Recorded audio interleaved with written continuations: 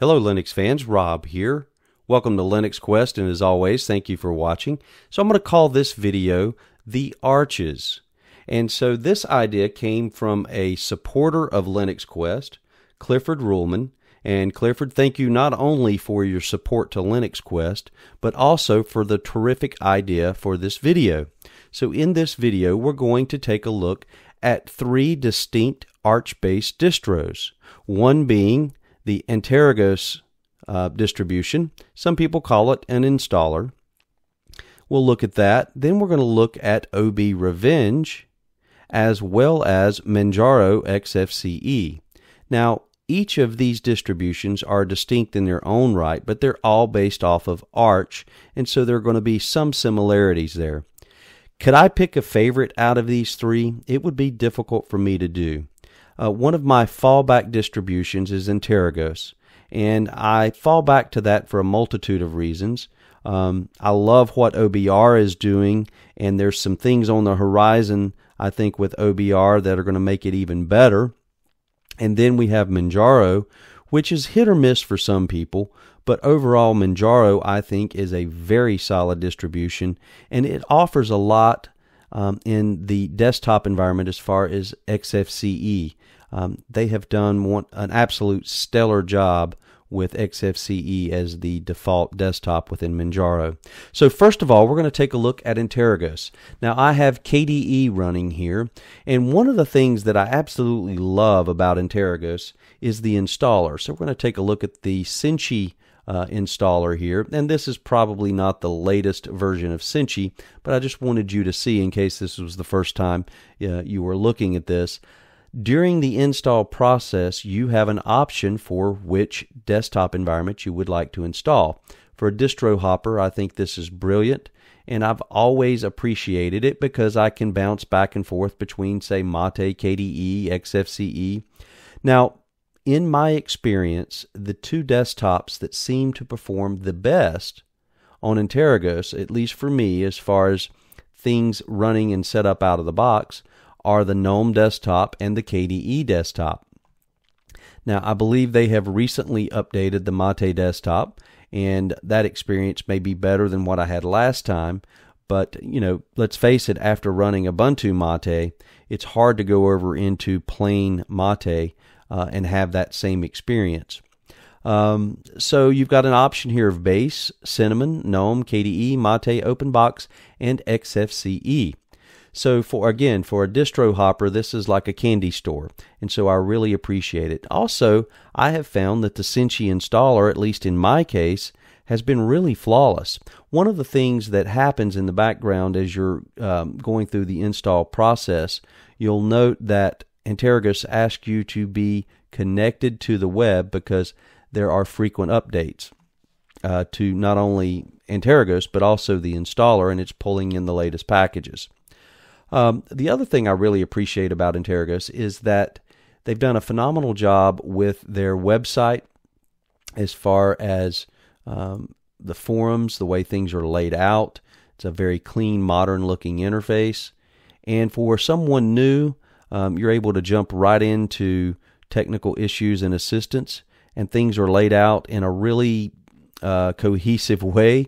You've got installation. Hey, that's going to be the first thing you do. You're either going to run it live or install it. You've got a newbie corner, so this is great for exactly what it says, someone new. Applications and desktop environments, multimedia and gaming, package management, kernel and hardware. And so seeing this laid out just again in a very cohesive, easy to understand and follow manner, I think is terrific. So I applaud the work that they've done on the website. All right, let's jump over here. So what I have running is KDE, and I find again that KDE runs fantastic on Antergos, and it's one of the reasons why is because Antergos is a rolling release. The packages are updated very quickly. You'll find that in most cases, Antergos will have the desktop or the most current desktop and the most current packages ahead of even Manjaro. Now, I'm not saying that that is always the best. I'm just saying if that's the experience that you're looking for, then you're going to find that with Antergos. As they say, always fresh, never frozen. So I like that tagline. All right, so one of the things I, of course, like about KDE is primarily with Antergos is that you've got access through the AUR, and you're going to find that within all three of the Arch-based distros that we're going to look at in this video. But it gives you the ability with the AUR to install just about anything you're looking for. Chances are you're going to find it within the AUR.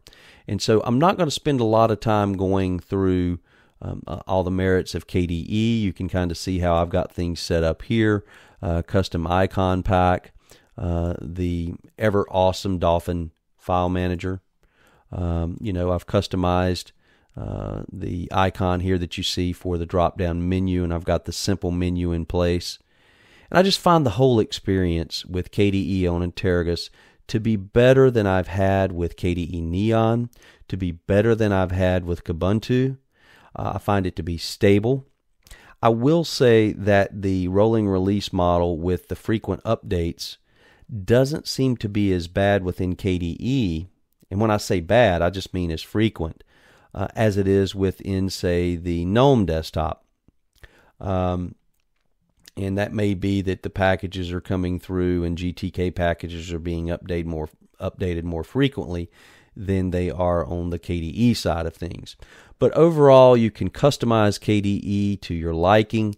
This is just one way to do it. Again, I don't want to get into all of the aspects of KDE. I want to focus more on Antergos as a distribution. All right, so we're going to go into System, Add Remove Software, and if this is your first time seeing the AUR, I'll just point out to you where that is and what that looks like, because we're going to find that within the other two distributions. All right, so let's go into menu drop-down Preferences, and this is under Add Remove Software or the Package Manager. Now here you're going to have some options under General. You've got an option to remove unrequired dependencies. I've got that toggled on. You can check available disk space and check for updates. Now here you can set the frequency as to how often the system checks for updates. You can also choose to hide that tray icon, so on and so forth. Now I like this package manager. It's a PMAC or Pacman PMAC.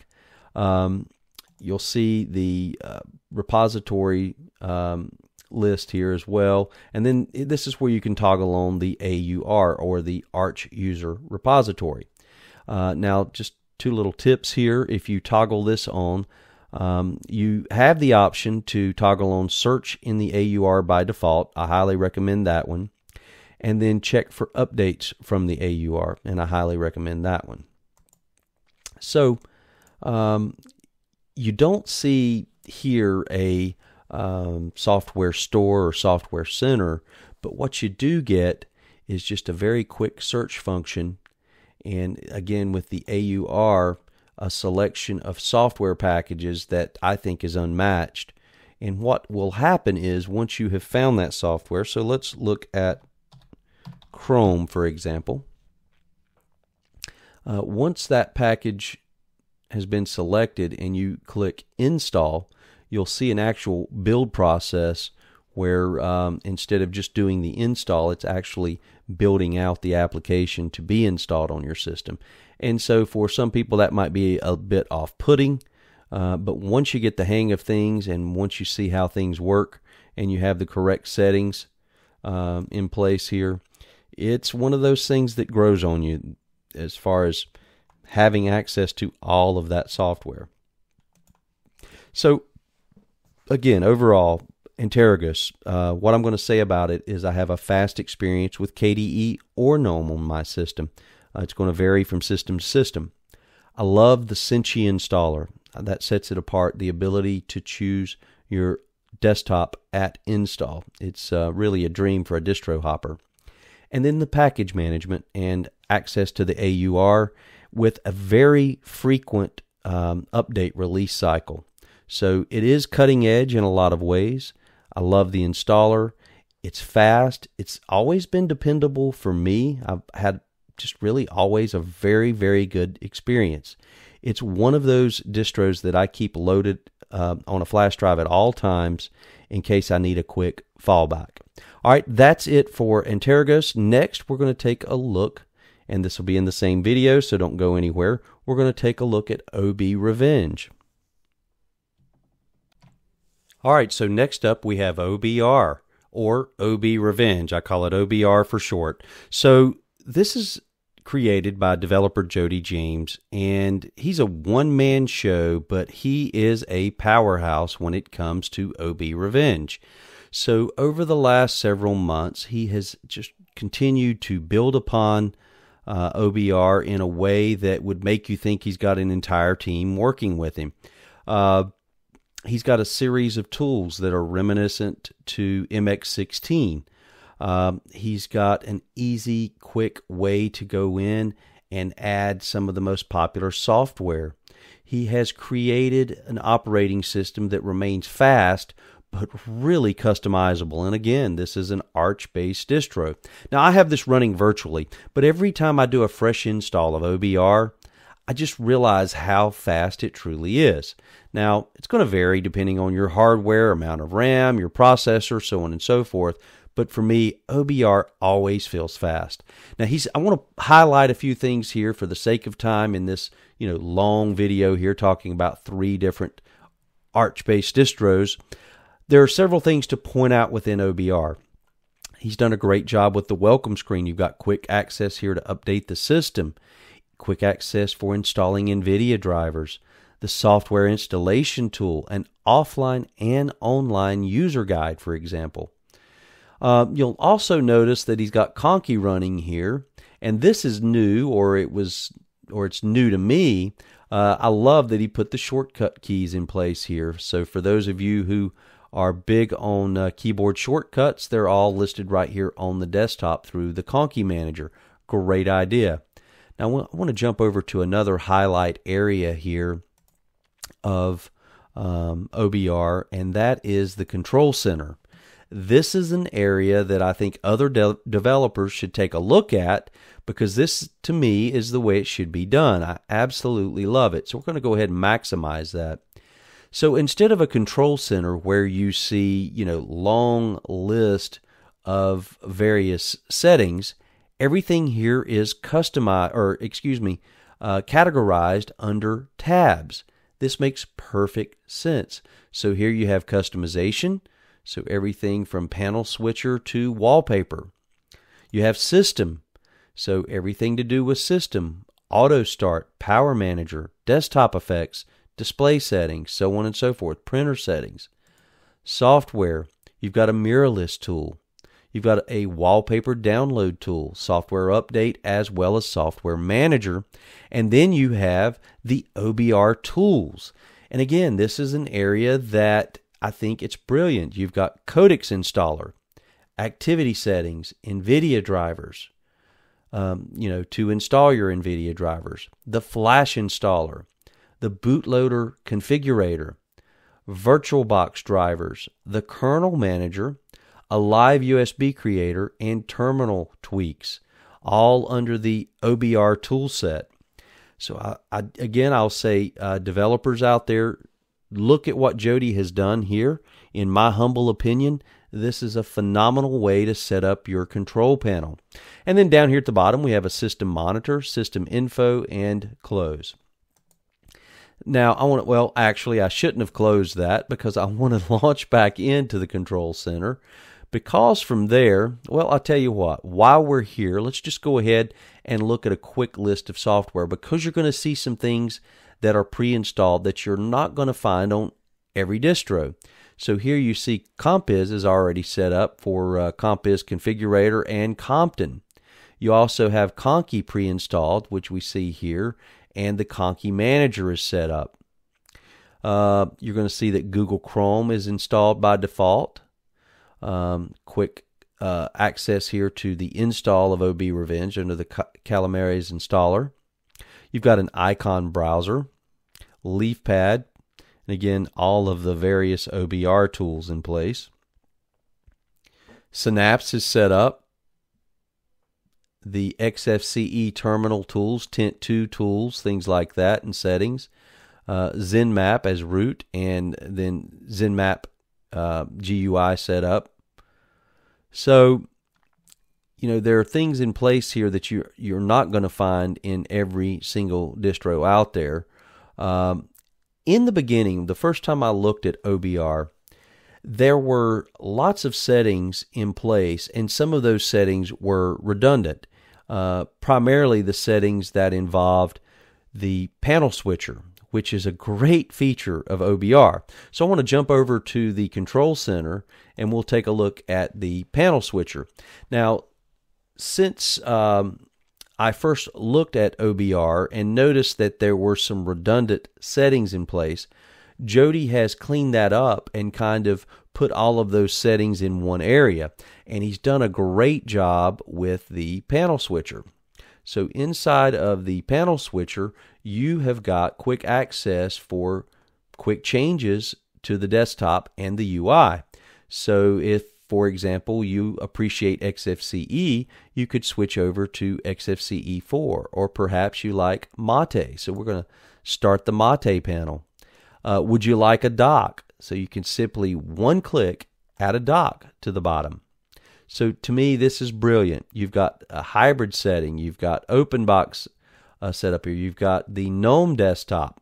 You'll see our panel here at the bottom. So if you're someone who likes to really go in and customize the look of your OS, the panel switcher, I think, is brilliant in many ways. You've got quick access to various themes, Qt themes, wallpaper, so on and so forth. So we're going to go ahead and close this out. So now you've got your dock set up here. It's that quick and simple to change. Now, I also appreciate what I'm seeing here in the right-click menu. And if this was here before in the previous release of OBR, I must have missed it. But with a right-click, you now have quick access to the screenshot tool, which makes perfect sense. Great idea. You could take that screenshot now, take it in 5 seconds, or take it in 10 seconds. Quick access to Conky, quick access to exit here, and a host of other settings and software just by simply right-clicking anywhere on the desktop. So, overall, I just want to give a recap here of OBR. Again, it's Arch-based. It's very configurable. It's unique and different from other distributions, not only in some of the software that's pre-installed, but also with things like the sets of tools that are one-click access and the one-click access to the software. In fact, now that I say that, I realized that I missed that. So let's go in and take a look at that. And again, we're going to do that from the control panel. So let's go to the software tool. Here you have again tabbed interface for 3 main categories of very popular Linux software, or software, let me say, because not all of it is Linux software. Some of it is cross-platform. So you have the Internet tab, Google Chrome, Chromium, Firefox, all the way down to Transmission and HexChat. Then we can go over to the Media tab. You're going to see the more popular software here, GIMP, all the way down to Shotwell and Kdenlive OBS Studio. And then under Office, you're going to see LibreOffice, CalligraOffice, and again, a selection of popular Office software. This is excellent for someone who is maybe new to Linux, or someone who, just like myself, likes quick and easy access to the main group of software that you would typically install, in your distribution. But at the same token, if you're someone who has tried a distribution or two and you're starting to find your way around and you're not afraid to click on things, I think you'll appreciate the panel switcher. So it's hard to say that it's not newbie friendly. It just depends on your level, I guess, of use. For me, I think it's a blast because it's so different in so many ways. And I think it's also very good because you've got a great selection of tools in place that make things easier to set up and use. It's fast, and I think it looks great. So some good artwork in place and everything, and lots of options there to configure it from day to day. You can give it a different look. So from that regard, it's really fun. All right, next up, we're going to take a look at Manjaro. Okay, our third and final Arch-based distro is Manjaro, or as some people call it, Manjaro. So Manjaro is one of those distributions that if you like the XFCE desktop, that is their default option. Now, like Antergos, there are several options for other desktop versions that are released via the community, or there are also spins. So you can have, for example, the KDE desktop. There is a spin for, well, let's just jump over here to community releases. Cinnamon, i3, LXQT, as well as Mate. And while all of these desktop options are not included in the installer, they are available for individual download. But the default with Manjaro is the XFCE desktop, and they do, in my opinion, a better job theming and customizing XFCE than any distro out there. They have gone to great lengths to create a theme and a cohesive, thorough look throughout the operating system. It shows in everything from the Thunar file manager to all of their settings. They've got their nice welcome screen here when you first boot up, and I've got this running virtually for the sake of this video. And while there is not access to things like, one-click install of drivers or anything like that, there is quick access to documentation, release info, and the wiki. And they've got a good wiki. Support under the forums, the chat room, so on and so forth, as well as launching the installer. So we'll go ahead and close that out. And my experience with Manjaro has been really hit and miss. I could install it. Now, the last time I installed it, I had intermittent Wi-Fi issues. And I guess if I were to say, is it stable? Yes, I find that it's stable. And I've chatted with folks who say, hey, I've been running Manjaro for 2 months. It's been bulletproof. But my personal experience is I'll get it installed and things will seem to run fine for a couple of weeks. And then I'll have intermittent issues with it. And I'm not sure, if they came from an update or what has changed within the OS. It's just that I'll get 2 to 3 weeks in and start to see some small problem. That's just been my history. Now, do I like it? Absolutely. I really appreciate Manjaro, and I think in its purest form. I've tried it with KDE. I've tried it with the Mate desktop, and I really like it with the lighter XFCE desktop. I think that is the version that really, really shines with the whisker menu and everything. Now, since this is Arch-based, you do have access to the AUR, the Arch User Repository, but where things are a little different with the Manjaro repositories, and this is my understanding from the last reading into Manjaro, where they're a little different is that some of the releases aren't as frequent within Manjaro as far as the packages are concerned. They like to hold those back for testing purposes to make sure things are, hunky-dory before they're released. And, I think that is a good practice. From the standpoint of speed, especially with the XFCE desktop, it's a very snappy experience. And I think they do a good job with balancing the pre-installed software. There's a good selection there. So we'll kind of pop through some of that. Add, remove software, things like that. Appearance, you can go in and certainly customize things. And one thing that stands out with Manjaro is the amount of green. So you'll see green in pretty much every area of the OS, but that can be changed if green is not your color. So let's go over to accessories, and you'll see bulk rename here, which is a nice feature to have. Your typical stuff, calculator. The HP device manager is set up and in place, so that saves you some time, and nice to have there. Screenshot tool, things like that. Quick access here to the Thunar file manager. Under education, you're going to see some Libre stuff there. It's typically office math when you see education. They do have Steam set up and pre-installed, and that's one of the benefits to Manjaro. I myself had good success with Steam through Manjaro, and then again, I've heard others say that they had issues with Steam. So I guess your mileage could vary, but it's always been a good experience for me through Manjaro. Under graphics, you're going to see GIMP, LibreOffice Draw, and ViewNoir. Under Internet, by default, you'll see Firefox as the default browser. Thunderbird will be pre-installed. And then a good mixture here under Multimedia. You've got your Pulse audio and volume control.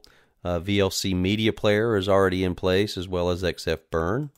Under Office, we're going to see LibreOffice, but it's the full Libre suite here. Libre Base, Calc, Draw, Impress, Math, Writer, quick access to Calendar, and PDF Reader. And then under Settings, you're going to find all the various setting links, even the Manjaro Settings Manager and Notifier settings.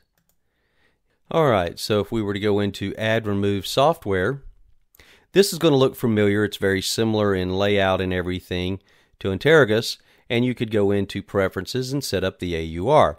But as I said earlier, I believe what they do with their repository is they hold back the updates so they don't come as frequent, and my understanding from reading into it is the reason they do that is simply for testing to make sure that the updates and the packages are going to be compatible so that the user has a good experience. After trying several of the desktop versions, I think that XFCE is my favorite, the default XFCE in Manjaro. And I think one of the reasons is that they do such a great job, again, with theming everything and giving the OS a really clean, unified feel to where everything looks kind of pulled together, very polished, and very professional looking. It's really a good all-around choice. In fact, I would say it would be a good choice for someone maybe wanting to try Arch for the first time. Now, how would it compare to, say, OBR, or how's it going to compare to Antergos? For me, I guess I would say from past experience where I'll install it and things will run fine for a couple of weeks and then I'll have intermittent problems. Because of that, I would lean towards OBR or Antergos. It's still a great option, though. Are any of these three my absolute favorite? And am I going to pick one over the other and tell you this is the one you need to pick out of the three and here's why? No, I'm not going to do that. I simply wanted to talk about the differences and the merits of three different Arch-based distros. And they are different in that they each have a different philosophy. They each have a different range of development behind them. And there are aspects to each that are very nice. So I'm not going to sit back and say, here's why you should choose distro A, B, or C. I merely wanted to point out that these are three excellent options for Arch-based distros, and there are several more that are good options, but these are three that I have experience with, that I have installed on various systems and run for enough time to be able to speak to you as far as, the experience, the stability. Okay, it's time to sum things up, and while I would love to go through these three very good Arch-based distros and point out to you which one I think is the best, I truly believe there's never a best or a perfect distro for everyone. That's why in GNU Linux we see various desktops, we see a multitude of distributions, and there's really not one perfect distribution for everyone. So what I would like to see or hear from you is I've put a little drop down here where you can vote on which of these 3 distributions you like. And then everyone can kind of see, what the vote tally is. Again, for me, I think they're all very good choices. Some may be better fits for others. When it comes to 32-bit support, Manjaro still is offering 32-bit support, so that may be something from a hardware standpoint that's beneficial to you. Others may like the flexibility of installing multiple desktops from one ISO, such as Antergos. And then others may love the flexibility with the panel switcher in OBR. So what I'm saying is there's no perfect distro for everyone. There are some excellent options, and we should all be thankful that we are fortunate enough in the Linux community to have some phenomenal choices. So look forward to seeing your vote, and that's something that everyone will be able to see. So you'll see the little circle up top. You can simply click that, and you'll get a drop down where you can place your vote. All right, hope this is helpful. Thanks for watching, and we will check you later.